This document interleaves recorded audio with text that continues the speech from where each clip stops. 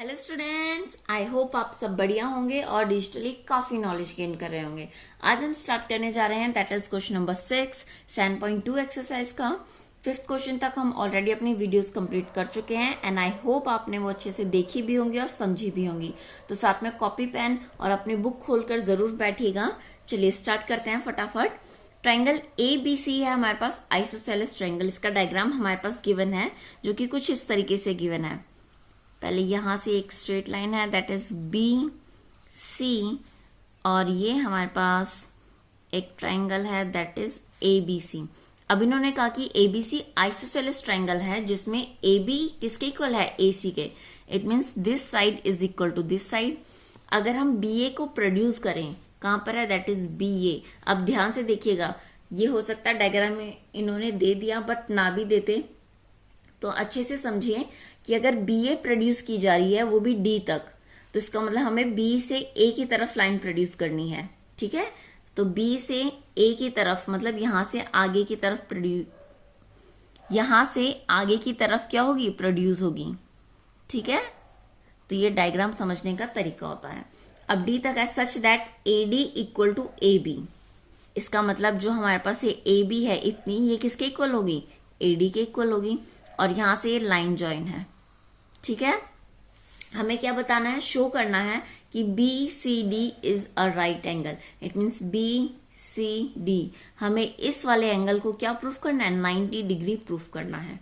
ठीक है, चलिए जी अब फटाफट लिखते हैं। सबसे पहले लिखेंगे गिवन टू प्रूफ और तब प्रूफ स्टार्ट करेंगे इसका। तो गिवन क्या क्या होगा हमारे पास, यहां से स्टार्ट करते हैं। गिवन में हम लिखेंगे that is A B equal to A C equal to A D. ठीक है, क्योंकि तीनों आपस में इक्वल होंगी। अगर ये इसके इक्वल है और ये वाली इसके इक्वल है तो ये दोनों भी आपस में इक्वल हुई। ठीक है जी, ये भी थ्योरम हम ऑलरेडी पढ़ चुके हैं अपनी। नेक्स्ट देखिए जरा, अब हमारे पास क्या आता है कि बी सी डी को हमें 90 डिग्री प्रूफ करना है। इसे कैसे प्रूफ करेंगे, यहां लिखेंगे टू प्रूफ। जो हमें क्या करना है, प्रूफ करना है that is angle B C D equal to 90 degree. चलिए जी स्टार्ट करते हैं। अब ध्यान से देखिए जरा, अगर हमारे पास ये वाला एंगल इस वाले ये वाली साइड इस वाली साइड के इक्वल है, तो इन दोनों के जो अपोजिट में एंगल होंगे, इसके अपोजिट में ये दैट इज एंगल बी, और इस वाली साइड के अपोजिट में दैट इज एंगल ये, जिसका क्या नाम होगा, ए सी बी। दोनों इक्वल होंगे। तो सबसे पहले हम ये लिखेंगे इन ट्राइंगल ए बी सी में ध्यान से देखिए क्या है हमारे पास, A B equal to A C, that is given. Reason ध्यान से लिखते हुए चलिए, अगर ए बी ए सी के इक्वल है तो क्या हो जाएगा, angle A B C. A B C कौन सा एंगल, this one, equal to angle, ध्यान से देखिए, ए सी बी। तो यहां लिखेंगे ए सी बी, और रीजन क्या देंगे, जो थ्योरम हमारी कौन सी है, दैट इज 7.2। क्या था कि angle opposite to equal sides are equal. ठीक है, ये हमारे पास क्या है, इसका रीजन होगा। चलिए जी अब इसी तरीके से अगर हम देखें क्या, इन triangle which one, A C and D, इन दोनों ट्राइंगल में देखिए आप जरा, इन ट्राइंगल ए सी डी। ठीक है, यहां लिखना स्टार्ट करते हैं। तो आप देखेंगे कि ए सी किसके इक्वल है, दैट इज ए डी के। ठीक है, अगर ए सी ए डी के इक्वल है तो इन दोनों के अपोजिट में एंगल कौन सा हुआ, ए सी के अपोजिट में ए सी डी ट्राइंगल देखेंगे अगर हम, ये वाला अपना। ठीक है, इस ट्राइंगल के ए सी साइड के अपोजिट में कौन सा एंगल है, इट मीन्स एंगल डी। तो ये वाला एंगल हमारे पास किसके इक्वल होगा, ए सी डी के, क्योंकि इस साइड के अपोजिट में कौन सा एंगल है, दिस वन। ये देखिए जरा, कुछ इस तरीके से है। अगर आप कंसेप्ट देखेंगे तो ए सी डी है, ये वाली साइड इसके equal, it means this angle is equal to this angle, ठीक है। तो ए डी सी किसके इक्वल होगा, ए सी डी के, यही चीज हमें लिखनी है। तो यहां हम लिखेंगे angle A D C equal to angle A C D, ठीक है। और यहां पर भी किस वजह से, ऊपर वाला बिल्कुल सेम रीजन उतार दीजिएगा। मैंने सेम रीजन लिख दिया, लेकिन आप लोगों को नहीं लिखना है, आप लोगों को कंप्लीट लिखना पड़ेगा कि angle opposite to equal sides are equal, ठीक है जी। अब आगे देखिए जरा, हमारे पास एक ट्राइंगल है that is A B C, कुछ इस तरीके से डायग्राम बना हुआ है। हम अपना डायग्राम क्या करेंगे, तोड़ तोड़ कर पढ़ेंगे। ए बी सी ट्राइंगल है जिसमें बी ए को हमने आगे प्रोड्यूस किया था डी पॉइंट तक, ठीक है। अब ध्यान से देखिए, क्या this angle plus this angle is equal to this angle नहीं होगा, ठीक है। हमारे पास एक ट्राइंगल की थ्योरम होती है ना कि जो हमारा एक्सटीरियर एंगल होता है वो एंगल किसके इक्वल होता है, बाकी जो अपोजिट एंगल्स का सम है उन दोनों के बराबर होता है, ठीक है। अगर मान लीजिए एंगल 1 है और ये एंगल 2 है, तो ये एंगल कितना हो जाएगा, और ये एंगल 3 ले तो 3 किसके इक्वल होगा, एंगल 1 प्लस एंगल 2 के। ये सबसे इंपॉर्टेंट कंसेप्ट है इस क्वेश्चन के लिए। यहां हम लिखेंगे कि एंगल ए, यहां से देखिए ए बी सी, ठीक है, इट मीन्स एंगल 1 की बात कर रहे हैं, प्लस एंगल 2 का क्या नाम होगा, that is A C B.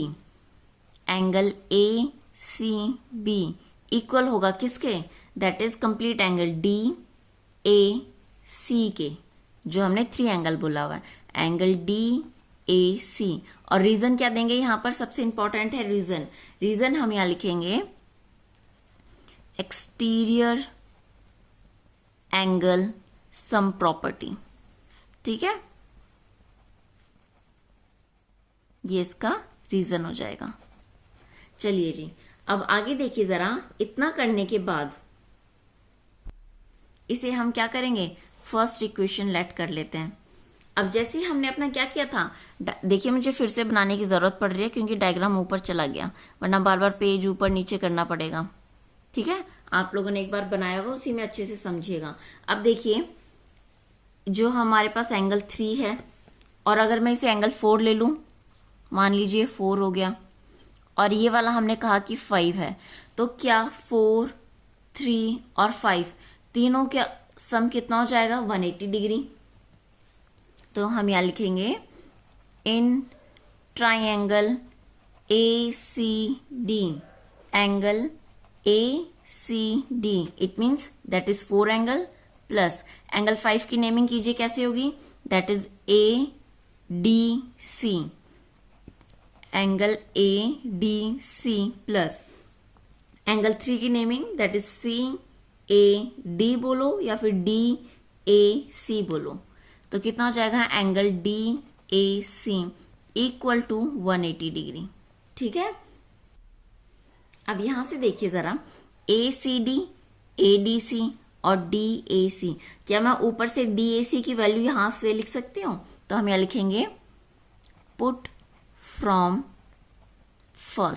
First equation से हमें क्या करना है, डी ए सी की वैल्यू रखनी है। तो देखिए ए सी डी तो एज इट इज है, ठीक है जी। एंगल, अब ध्यान से देखिएगा, ए सी डी प्लस ये वाला भी मैंने एज इट इज उतार दिया, ए डी सी।